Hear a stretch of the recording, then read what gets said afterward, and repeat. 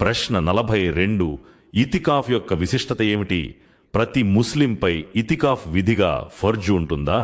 ఏ విషయాల వల్ల ఇతికాఫ్ విరిగిపోతుంది?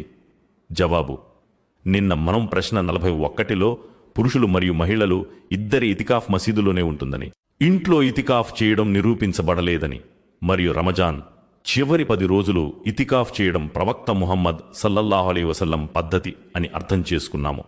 ఇప్పుడు మొదటగా ఇతికాఫ్ యొక్క విశిష్టతను అర్థం చేసుకుందాం. ఇతికాఫ్ యొక్క అతిపెద్ద విశిష్టత ఏమిటంటే ఇది షబ్బె ఖద్రును పొందేందుకు ఒక గొప్ప అవకాశాన్ని ఇస్తుంది. అల్లాహ్ ఖురాన్లో ఇలా సెలవిచ్చాడు: షబ్బె ఖద్రు 1000 నెలల కంటే ఉత్తమమైనది. సూరహ్ అల్ ఖద్ర్ 3. అందుకే ప్రవక్త సల్లల్లాహు అలైహి వసల్లం చివరి 10 రోజులలో ఆరాధన పట్ల ప్రత్యేక శ్రద్ధ వహించేవారు.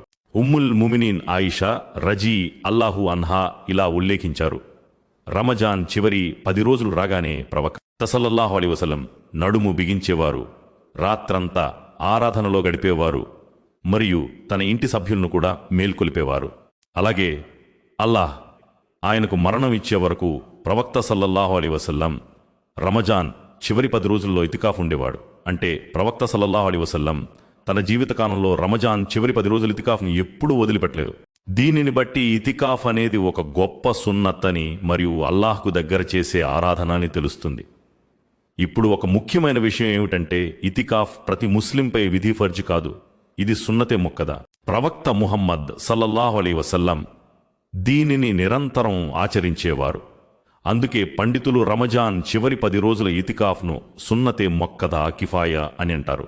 అంటే ఒక నగరం లేదా గ్రామంలోని కొద్దిమంది ఇతికాఫ్ ఉంటే అందరి తరఫున ఆ సున్నత నెరవేరుతుంది. కానీ ఒకవేళ ఆ ప్రాంతం మొత్తంలో ఎవరూ ఇతికాఫ్ ఉండకపోతే ఆ సున్నతును వదిలివేసినందుకు అందరూ పాపంలో భాగస్వాములయ్యే అవకాశం ఉంటుంది. ఇక ఇతికాఫ్ ఏ పరిస్థితుల్లో విరిగిపోతుందో తెలుసుకోవడం చాలా అవసరం లేకుండా మసీదు నుండి బయటకు వెళ్లడం, భార్యతో శారీరక సంబంధం కలిగి ఉండటం, మరియు మహిళలకు నెలసరి హైద్ లేదా ప్రసవానంతర రక్తస్రావం నిఫాస్ మొదలవడం వల్ల ఇతికాఫ్ విరిగిపోతుంది. ఇతికాఫ్ అంటే నిజానికి మనిషి కొన్ని రోజుల పాటు ప్రపంచపు పనుల నుండి దూరమై అల్లాహ్ ఇంట్లో కూర్చోవడం, ఆరాధన చేయడం, మనస్సును పరిశుద్ధం చేసుకోవడం మరియు షబ్బె ఖద్రు వంటి గొప్ప రాత్రిని అన్వేషించడం.